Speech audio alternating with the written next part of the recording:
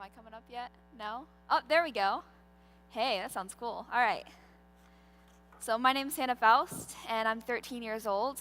I go to Carmel UMC, which is in Indiana. I kind of consider myself to be a little girl, but I think I've got something pretty big to tell you today. I've been thinking a lot lately about how much Jesus paid attention to the people around him.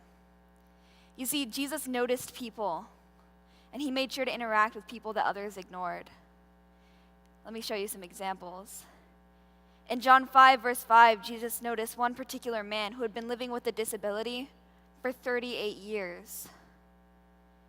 In Matthew 19, Jesus noticed that his disciples were treating children like they were annoying. But Jesus made sure everyone knew they were welcome and wanted. In Mark 5, Jesus noticed someone in the crowd touched his robe. When he learned that it was an unclean woman, he responded with kindness and healed her.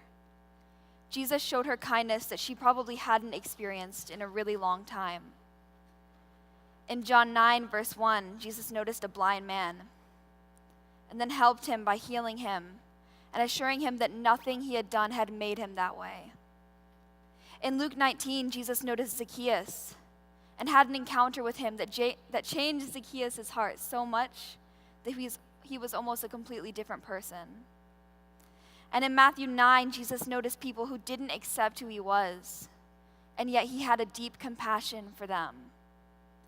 Jesus noticed. In fact, Jesus was like the ultimate noticer. He saw things that are practically invisible to those around him and made them better. He healed the hurt and loved the lonely and forgave those who were so afraid they would never be forgiven. Not only did he notice, but he also gave. He gave time and attention and a life-changing experience to people who everyone else thought were unworthy. And he still calls us to do the same today. Jesus gathered disciples by walking along a dirty road and inviting them to become noticers of the hungry, the sick, the lost, the forgotten, and the hurt, and to help others see a tiny glimpse of the love and greatness of our God. I believe that he still gathers disciples today and turns them into gifted and beautiful people who are noticers. And noticers see things, the broken, the hopeless, the wounded, the tragic, the lost, just like Jesus did. But noticers do more than just notice. Noticers respond to what they see with compassion and care by doing whatever it takes to help meet their needs and create more beauty, joy, and peace in the world. Noticers inspire. Noticers help make other noticers, and together they do great things to change the world.